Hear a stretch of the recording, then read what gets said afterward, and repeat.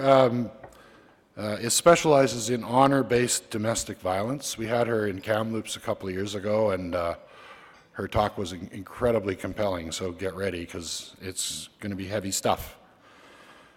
She's a counselor and a therapist in honor-based domestic violence. The name of her talk is The Day I Stopped Negotiating with God. Aruna Papp. Aruna?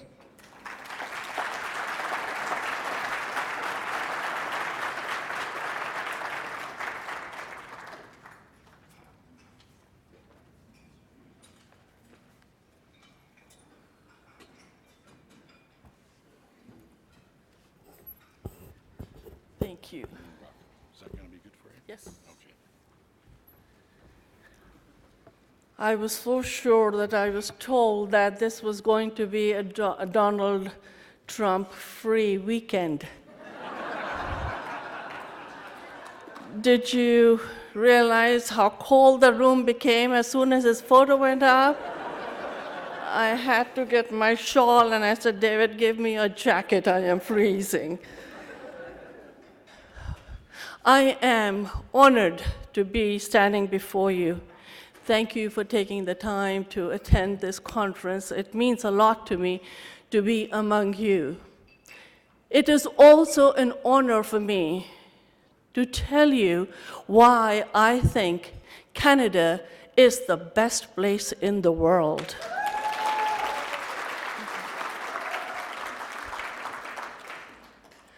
I came to Canada at the age of 21, 2 little children and an abusive marriage. I didn't even know where Canada was before that. I worked at several menial jobs, sometimes 3 at a time, to support my family. I was a short order cook at York University, unable to attend university, take classes. I learned to speak and write English with my children. I earned 2 master's degrees. I registered in a PhD program. I represented Canada at the United Nations and in 2012. There is no place like Canada. You think miracles don't happen? I am a Canadian miracle in front of you. I was born in India. My father was a very well-known preacher in India. He started off as a translator and interpreter for missionaries. They would come to India every year, and they would put up huge tents, and they would preach about God and about Christ and about how he was going to come down from heaven and then take all the good Christians to heaven, and all the heathens would burn forever and ever in the hell. And I was so happy that we were going to heaven because we were going to have a mansion. And Dad was traveling all over with the missionaries, and I was left at home. But when he would come and have meetings in the city where we were, I would look at my dad, and he was so charismatic. He would sing, he would read poetry, he'd have a local band behind him, and I'd be sitting there right in the front, 6 or 7 years old, and looking up at him and said, that's my daddy. He's the best, better than any film star there could be. That's my daddy. And he loves us because he preaches about God and his love. And the missionaries said, Jesus loves you, and so Daddy must love us. And all that crap, I believed it. And they baptized hundreds of people every year. And the media would write about him and say, the Billy Graham of India. The problem for me was that at home, his mom would tell us every single day, my son is so cursed because he has 6 daughters, and I am going to take one of you and throw you in the well. I am the oldest, the darkest, the skinniest, the ugliest. I knew I was going to be in the well before the others. So I was terrified that my grandmother would do that. And she could. She would get away with it because she was the mother of 6 sons in our village. That's a lot of power. Nobody would arrest her.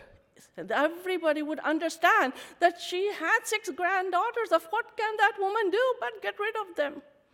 But be listening to my dad preach about God's love, I thought to myself, Dad would never let grandmother throw me in the well, because there's this connection about God's love and Dad's love and all that kind of thing. I believed in that. As I was growing up, one of my chores for my dad was to polish his shoes. When the missionaries left, he bought a hand-me-down suit, actually 2, a black one and a brown one. And with those shoes, with those suits, he bought 2 pairs of shoes, a black pair and a brown pair. And my job was to polish those shoes and make them shine. And I'd say, Daddy, are they done? Are they done? He'd say, if you can see your face in it, then they're done. The problem were, they were Oxfords, They have patterns in it, and I'd spend hours polishing. I could never see my face in it. One night, there were visitors, and I couldn't show my shoes to Dad, and I knew he was going to leave very early. So I wanted to get up very early in the morning, and I would want to show him the shoes. I saw my dad and mom kneeling by the bed. I knew he was packed to go. My dad had his hand on my mom's head, and he was crying, and he was praying, Dear Jesus, I have dedicated my life to you. I am saving all these heathens, but you've been very unkind to me. You've betrayed me. You have not given me a son. In our home, we prayed 5 times a day, begging Jesus for a son. That day, I knew that if my grandmother was going to throw me or my baby sister in the well, Dad wasn't going to save us. Jesus' love doesn't go that far down. I stopped negotiating with God that day. What was I negotiating about? When Dad was gone, I was the only girl in the neighborhood who played marbles.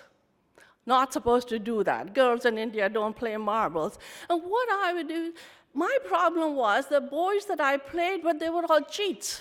They would say, if every time I won, they would say, you cheated. And I knew I didn't cheat, so because they were my age, but they were smaller than me, I would give them a good thrashing for cheating.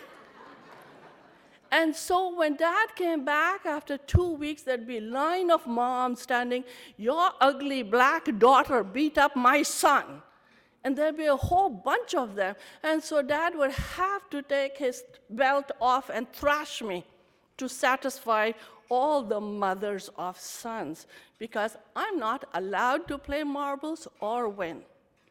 And so he would then say, you can't go out of the house for a week.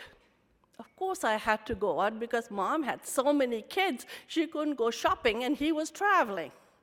But for a day or 2, I'd sit there on the wall and I'd be looking at all these Hindu boys playing marbles and saying, you are all heathens. You are all going to hell. I'm going to have a mansion, and I'm going to have a river of milk and honey. But there was a problem. I didn't know that if I should say something too much about honey. Milk I could understand because I never got to drink any milk. So I said, okay, all the angels got into trouble. God made them get up at 5 o'clock and milk the cows. I can understand that. Where does the honey come from? I didn't know anything about the bees. Never read a book, didn't know how to read. So I said, but I was so sure that the missionaries who were God's people told us there would be hell. And all those who are not Christians, which are the marble-playing guys, right? All are going to hell. So I'd sit there and scream my head off.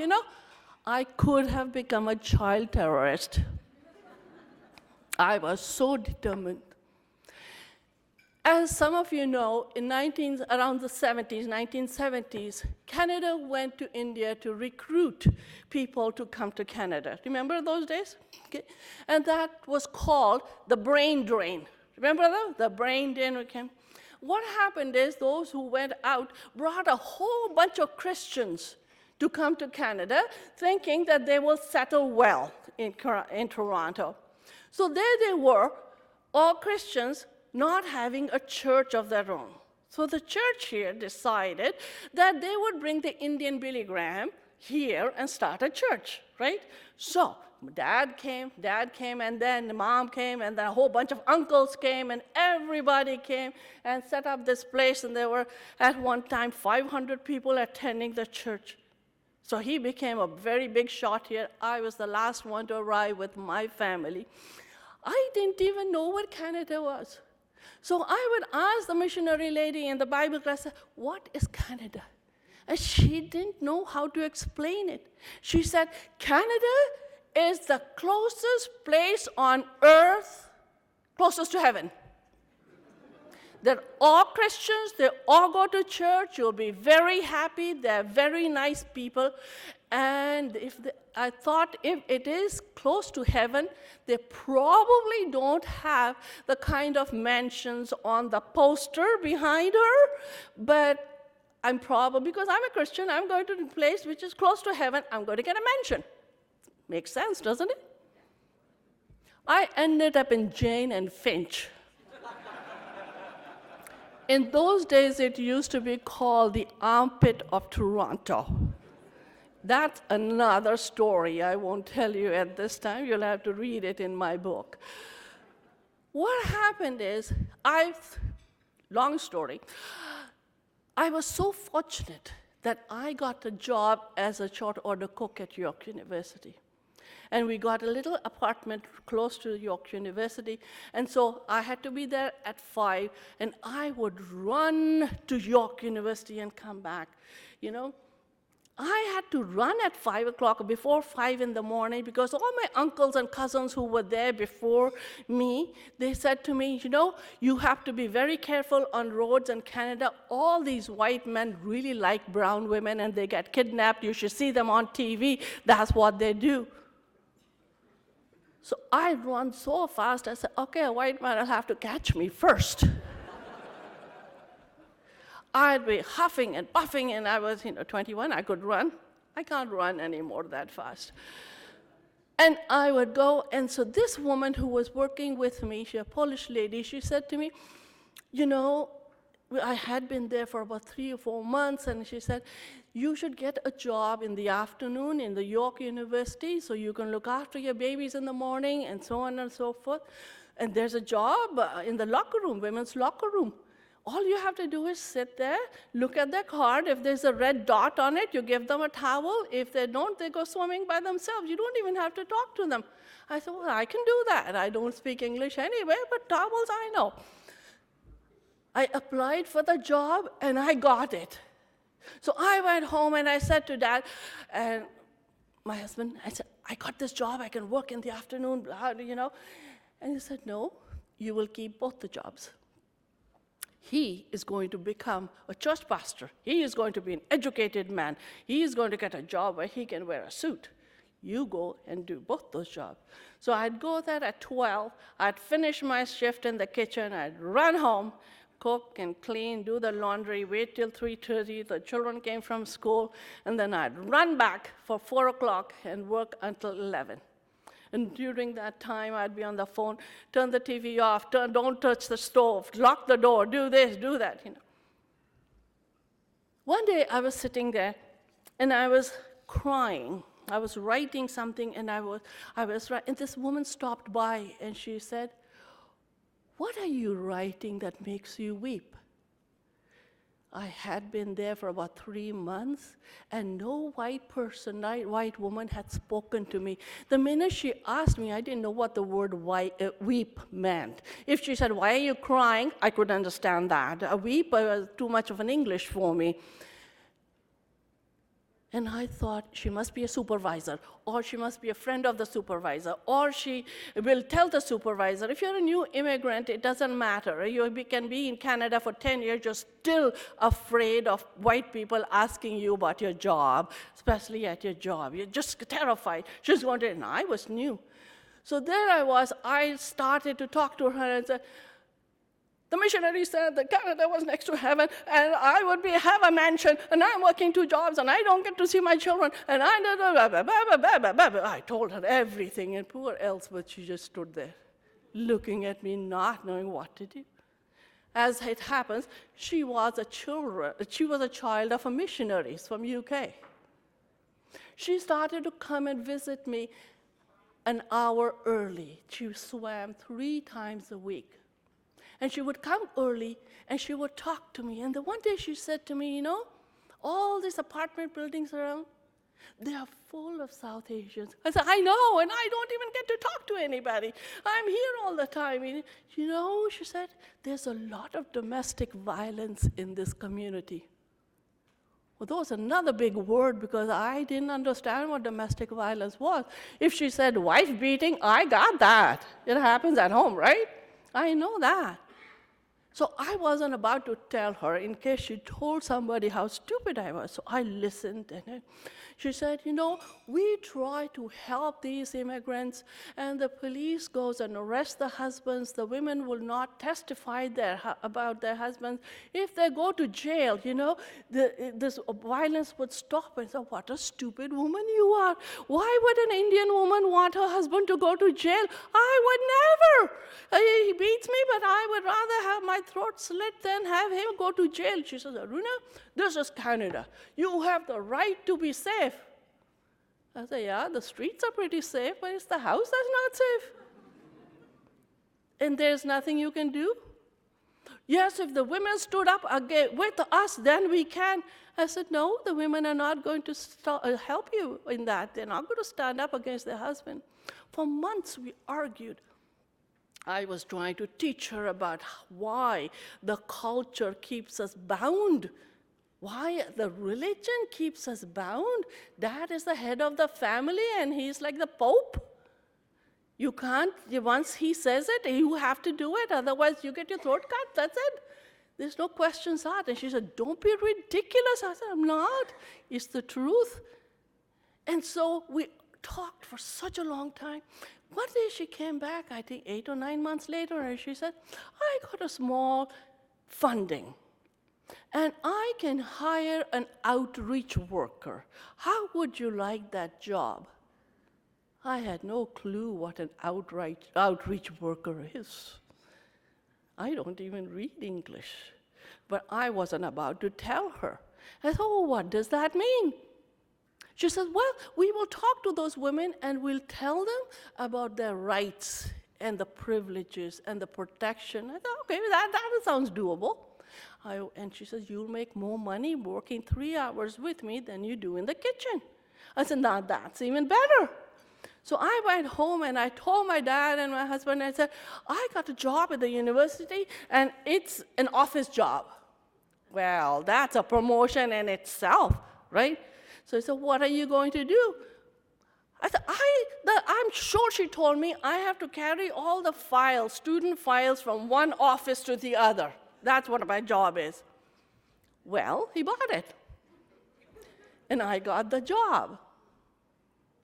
The problem was, if you are the church pastor and you have all these people in your church, and after church you have the lunch, and all the church aunties are there, right? And you're the church pastor's daughter, and you have a new job. Somebody is going to thank God for that new job, isn't it? Right? That's God's blessing. Well, 1 week I was the receptionist. Next week I was the office manager. 3rd week I was running the whole university. And these aunties had this gift of, embellishing the pastor's blessings.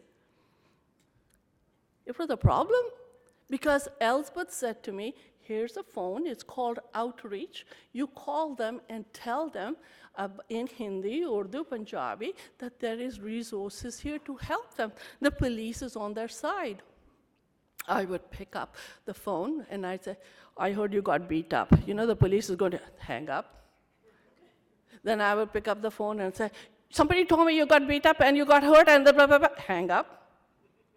So that was my introduction to domestic violence, in trying to teach Elsbeth the way you are providing services doesn't work for immigrants because of the culture, religion, this.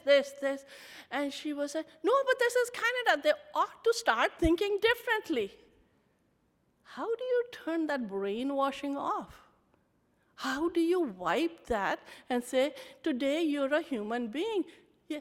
A few months ago, I was ready to, try to protect myself from being thrown in the well. And my father would have given me, today you're saying you're a human being, you're a person.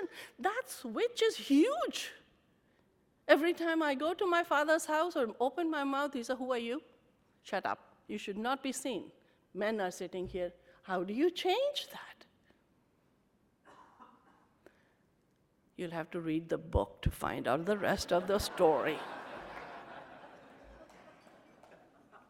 One day, I was working at 10:30, the phone rings. 2 nights a week, and on the weekend, I had a third job. And what I used to do is go to people's home who were elderly.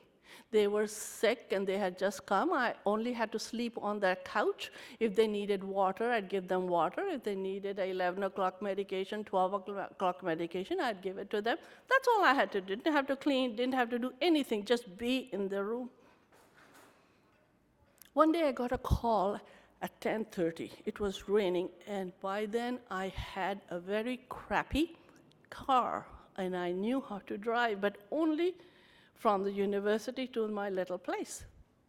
So the supervisor from that health agency said, you have to go to Scarborough. I said, where is that? I don't know. I've never driven on the highway. I'm not going to go. And she said, look, our agency has a very good contract, and we have 2 clients, and we will get double the pay. All you have to do is today go tonight. We'll figure it out tomorrow. I said, I can't go. She said, we'll pay you time and a half. I said, I can't go. I don't know how to drive. I don't know where Scarborough is. I just know this little area where I live in. She says, I'll pay you double. I said, I can go. I was 2.5 hours late because I got lost, and it was raining. And I knocked, finally, somebody showed me the door I needed. I knocked on the door, and this tall man, white guy, opened the door. And I was standing there with books in my hand, and I was crying. I got lost, and I don't know. Please don't tell the supervisor I'm late. I need this job, blah, blah, blah. He said, come on in. Sit down. Gave me a towel, beat up old green towel. Wipe yourself. Sit down, I'll make you a sandwich. And he brought me a sandwich. I said, what is that?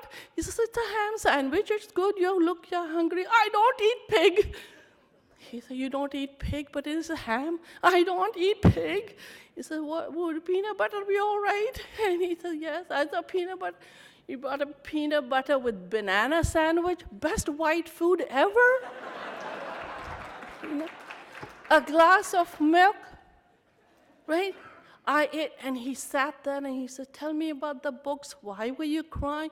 Well, my daughters are old now, and they're teenagers, and they're telling me that I should get a divorce, and I shouldn't be beaten, and I'm getting all these women I'm working with, and my daughters who are now in high school, they're saying that I'm a fake, I'm hiding my work with abused women, and if my father finds out I'm doing this work without his permission, I could get hurt, and I don't know what to do. We sat up till 8 o'clock in the morning, and I dumped everything on him. Next day was Saturday, and my shift was on during the day. I brought the silly old car and parked it in his driveway, and it wouldn't move. And I said, so this gentleman, he says to me, well, I'll drive you home. No, you won't. I'm a divorced woman. You will get killed. There are people out there. My father had appointed them to hurt me, harm me, stop this divorce, and you don't know. And I told him, and he looks at me and he said, they will have to go through me to get to you. Nobody had ever said that to me. They will have to go through me to get to you. And I looked at him. I said, you might get hurt. He said, don't you worry. Ladies and gentlemen, I'd like you to meet my husband, David Papp. David, stand up. Stand up. David, stand up.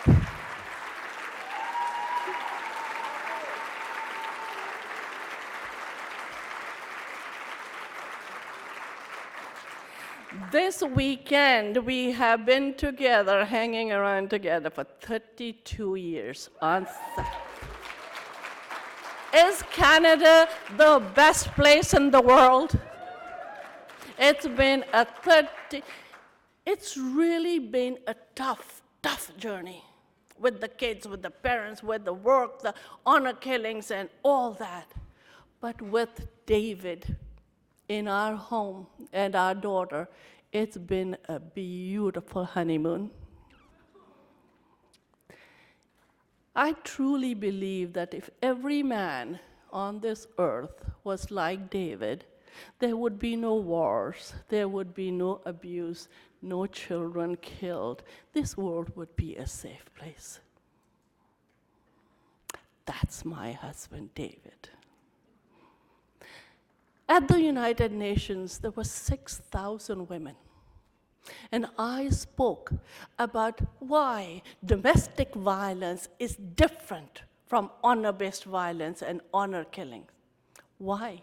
Because we have a policy here to be politically correct. Let's put everybody under the same blanket and say this is all domestic violence. That way, we have to have one training, one resources, everybody will be treated the same.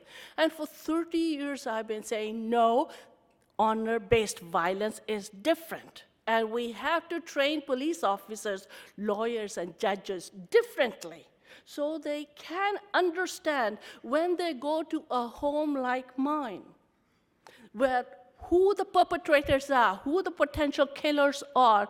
When it was my turn, and we went to the police and people at York who were helping me, and the decree had been put out there that divorce cannot happen, she should be done with. The police said the crime hasn't happened, we can't do anything. So then, you know what? When you get killed, we'll come. That was the message. And I was saying, no, we have to do prevention. We have to do prevention because the girls that I'm working with, the girls who they are born here, they're Canadian girls. They need to be protected. When I do workshops, I have 21 indicators that show why honor-based violence, honor killings are different than domestic violence. For example, domestic violence is between husband and wife. They might be fighting about finances, children. What else do they fight about? We haven't started ours. So husband and wife fight about things that are different.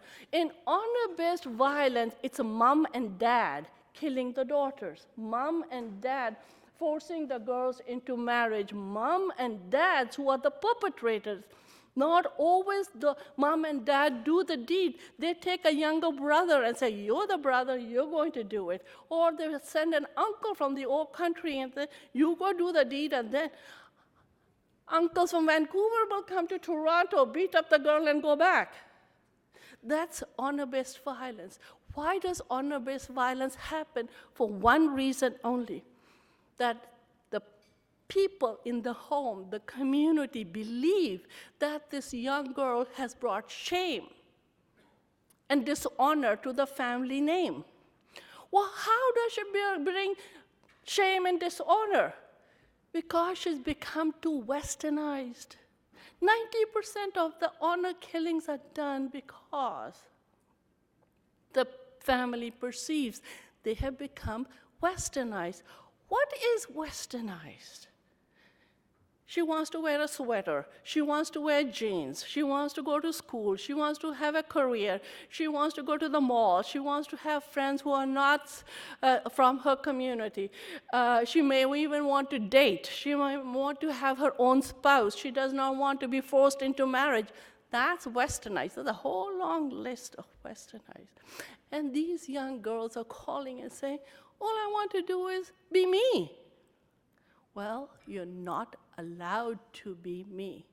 Take that information and give it to a judge who doesn't even know where India is.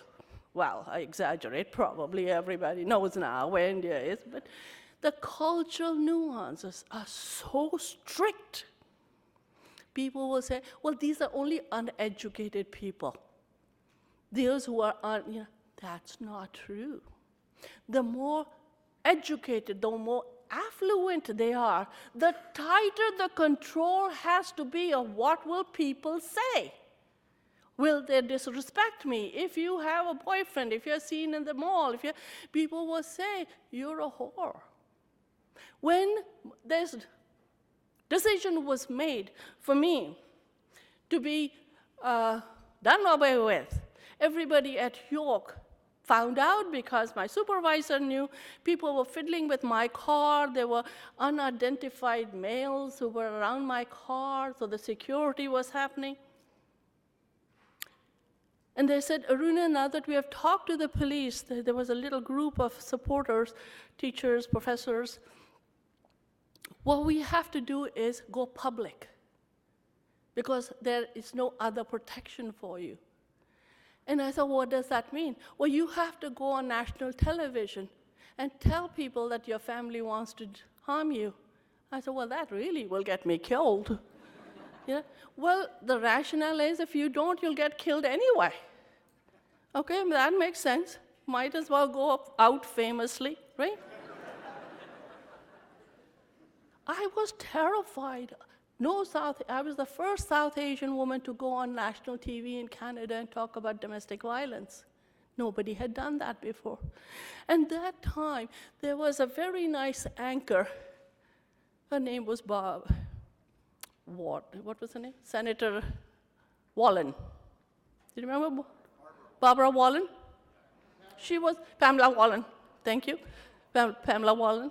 She was a very good anchor. She got into a little trouble with the senator part, right? But she was a very good anchor. Then we were in the green room sitting there. I was shaking like anything, and she had never talked about anything like that first thing in the morning. And she said, Aruna, what do you think of all this chaos that you have gone through is the worst thing that really pains you, hurts you? And then I was sitting in big sobs, and I said, my daddy called me a whore, a slut, because I wanted a divorce. And to her, it meant, so what? And I didn't have the language then to explain that once a woman from these communities is called a whore by her father or brother, she cannot be allowed to live. She's disposable. She's become garbage. I didn't know how to explain to her that I'm living on counted time hourly. But we were sitting in the green room getting ready to go, and there was another 30 seconds on it, and she wanted to change the mood because her mascara was running and so was mine, and we didn't in those days have waterproof mascaras. And she says to me, Aruna, if I had a magic wand, what would I do to help you feel better? And I don't know what the heck I was thinking, and I said, I would like to be the king of whoredom. She says, you would what? I said, I want to be the king of whoredom. I was crying and laughing. She was crying and laughing. And she said, oh, well, a bit of problem. How about being the queen of whoredom? I said, okay. I dub you the queen of whoredom, she said. And we went on the TV and talked about this. For 35 years, when I talk to women, I said, what is it that hurts you the most, that pains you most? Each one of them, they say, my brother, my father, my uncle called me a whore. I would rather have my throat slit than be called a whore. And I'd say, well, welcome to my whoredom. We have a mansion for you. We have a mansion for you. And guess what? As soon as I became a queen of whoredom, a very nice white man married me, and I'm going to find you one too.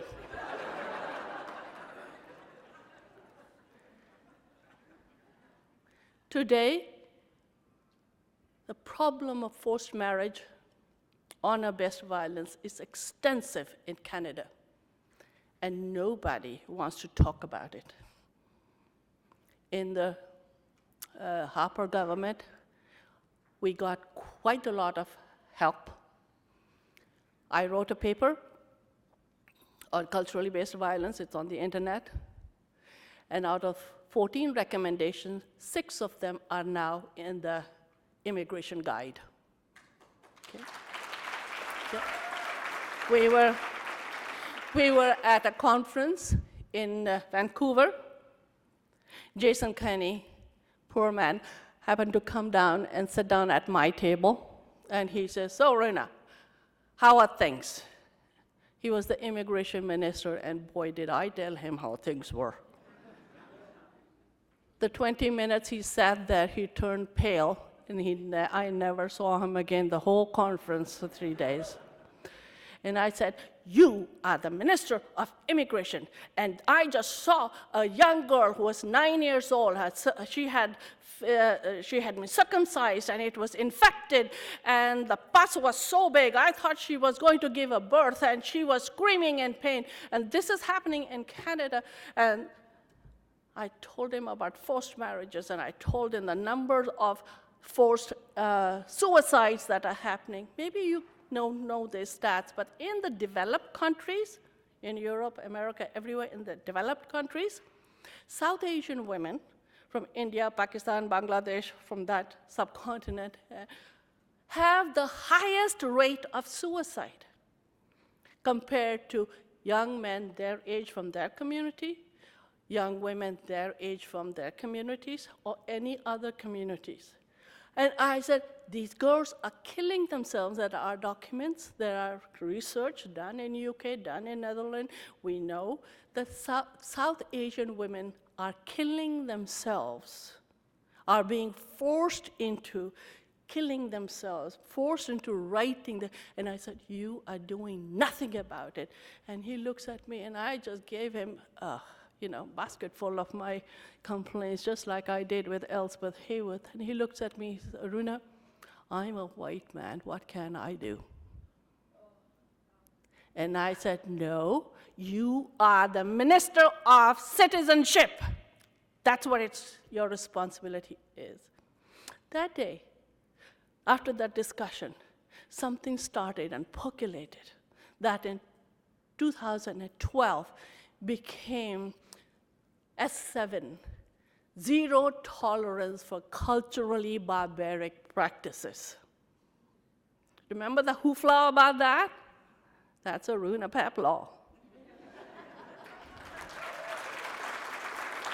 Forced marriages in Canada are against the law in Canada. Child marriages and the whole slew of things. And we went and spoke to the Parliament, spoke to the Senate. Everybody in Senate was saying, okay, we will pass it. There was one elderly gentleman, I'd say elderly because he was older than me, sitting there not wanting to pass this bill. I said, I don't like the word barbaric. Let's put tolerance. Let's put something that is, palatable. And after I had spoken to him and told him about what's happening on the street, he wanted something palatable. I said, sir, when your daughter, your wife, and your sister is circumcised, I will find a palatable word. Just because it's happening to Canadian girls who are brown, you want to tolerate it? And he stood up and he said, passed. The Senate passed it. The Senate passed it.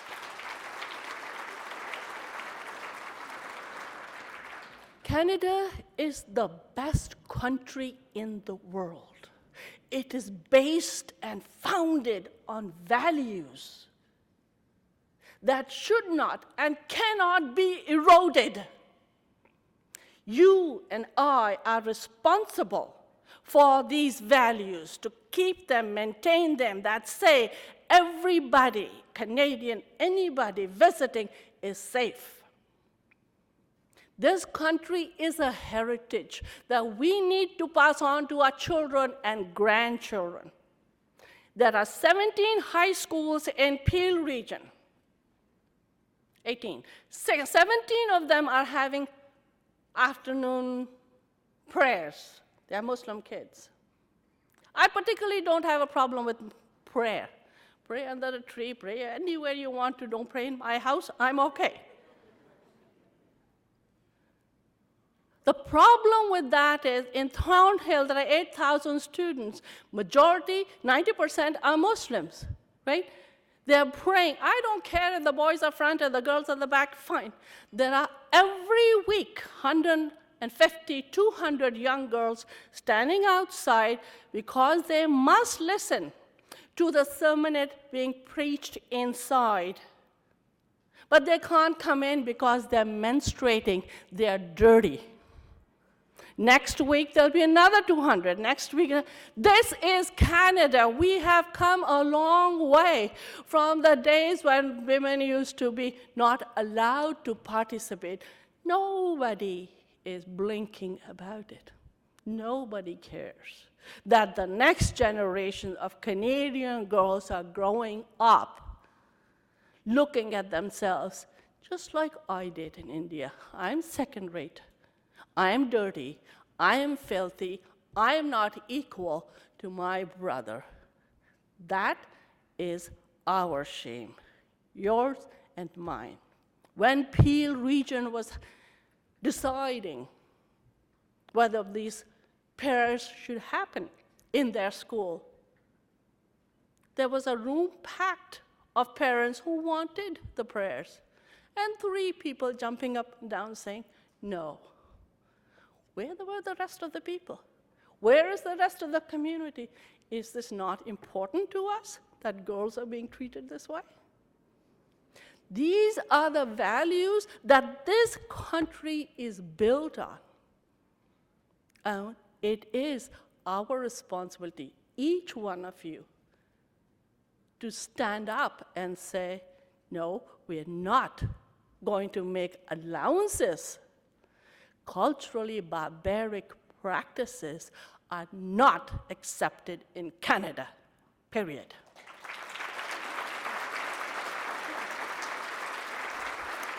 Thank you for your time. Thank you for listening to me. And Bill, aren't you surprised I finished before time?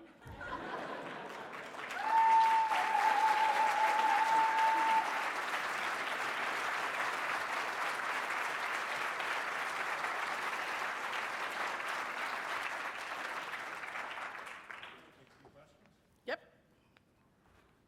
Okay, we have some time for questions if you want.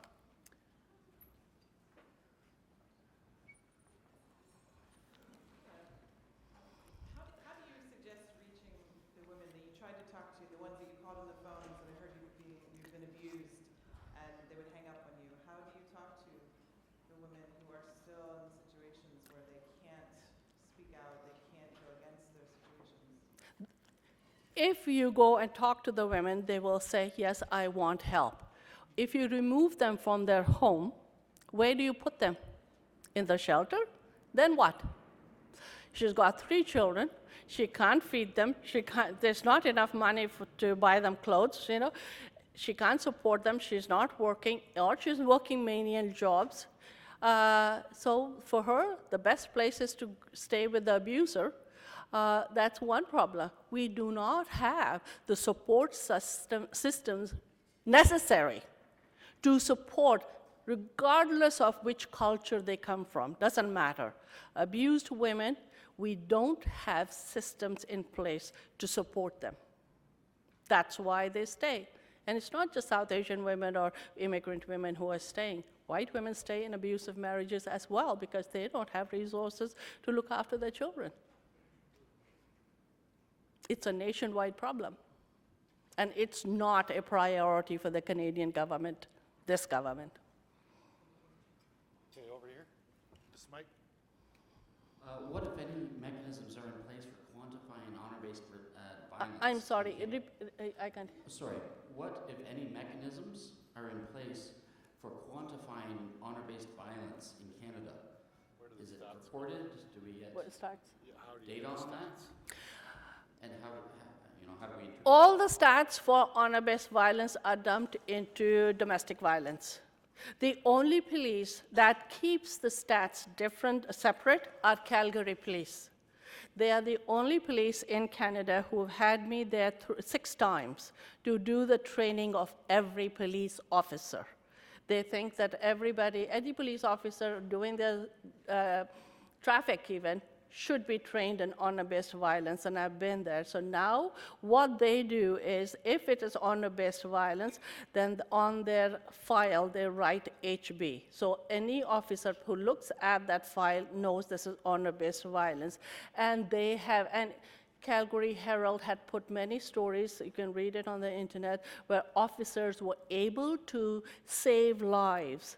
This young man who had been in the training and was sitting there in the office, I said, answering the phone and saying, Aruna said that, Aruna said that, Aruna said that, and they went to the airport and they saved that girl. They brought her back. She was medicated and they were taking her away. And they were saying she just, the family made her. So there are stories from Calgary that will tell you how Calgary Police, but nobody else is documenting them. Over here. Hello, thank you, and a very, very moving talk. I went to India this year for 3 weeks, and on my phone here, I had to take a picture of this, and it is in respect to what you said about the girls being outside the school when they were menstruating. Here's a picture from the Sri Dharma Shastra Temple. Attention, rule number 1. Please note that entering the temple during menstruation is against temple culture. I couldn't believe that. I've never seen anything like that in my life. I'm often asked to go to different parts of the world to speak on this issue, and I said, no, I don't want to. Yeah, why not? Because I'm going to focus on Canada. My home is Canada. I want my background cleaned. I don't care who is doing what there, because there's very little I can do for them, and I don't even comment about those things in the media. Don't do it in my background. You'll have to deal with me. Okay, one more. How can we move the left on this issue when I hear, as you know, the whole discussion on cultural-based barbaric practices is now labeled as being racist, and it's almost impossible for a white person to even begin the discussion without dealing with that label of race. Also, we were at a workshop a little while ago with Rajanand, formerly head of the Human Rights Commission, and he was very clear that in Ontario that there will be no hierarchy of rights. Women's rights are equal, not higher than religious rights, so therefore women will always get thrown under the bus to protect religious rights in Ontario. Respond to that. Sounds very nice, doesn't it? Terrifying, yeah. Some of my colleagues are going to be addressing those questions about racism and political correctness, and so I won't go into it. I know they're going to be speaking about it, right? But I think One of the things that really surprises me, and I speak at a lot of gatherings, and a lot of the gatherings are in churches, where people, and this is my experience, I don't know why white people are so scared of being called racist. You can do anything, but you call them racist, they run for the hills. I mean, really, if somebody calls you racist, not going to kill you, you're not going to have a heart attack. Believe me, I call David racist all the time. You know? But the problem is our daughter, him, and they are calling me racist because anybody who misbehaves on the road, I say that must be an immigrant, and she's a mother, you know. But I can't get into trouble. Brown people are not taken to the Human Rights Commission, right? Only white people are taken to the, and they're so scared to go to the Human Rights Commission. And this is when I was in St. Catharines, there was there was a 300 police officers that I was doing the training for the whole weekend, and this very nice young captain was sitting right in front, sergeant, I won't even name him, and I said to everybody, I said, give me a minute, could I talk to you right here? And I talked to him, and I said, you know, how is this workshop going? It's very good, very good. I said, is it making sense? Am I talking too fast? And he said, no. I said, okay. And then I just sit down, and I said, I'm so disappointed. I just was having a chat with this man, and what he said to me was so racist. I don't know how to handle that. And that poor man went like that, and he started to slip, and he was just laying on the floor, and he said, I didn't say that. He did open his mouth.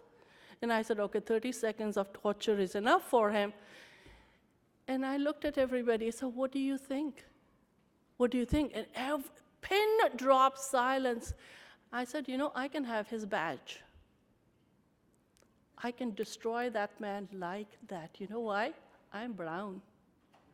He's not. That's what we have done to Canada. We can't talk about things because we're so scared. So scared of offending somebody. And let them do whatever they want to. What the hell? I was told not to say bad words. I say shit all the time. You know? And I did apologize, and after 30 seconds of torturing him, I told him, I said, I'm really sorry. But that was why? Let's all become racist and say honor-based violence is not acceptable. Let's do it. How many will they hang out in the foyer? How many of us will be hung? It makes sense? Well, we don't. We run for the hills. And that's a baseball bat I can hit you with and get away with it. Okay, one more quick question. I have time. Come on. When can we look forward to you running for Parliament? What did you say? I didn't. When can we look forward to you running for Parliament? Oh, when are you running for Parliament? Each of the parties have asked me. And I said, bullshit. Thanks. Thank you.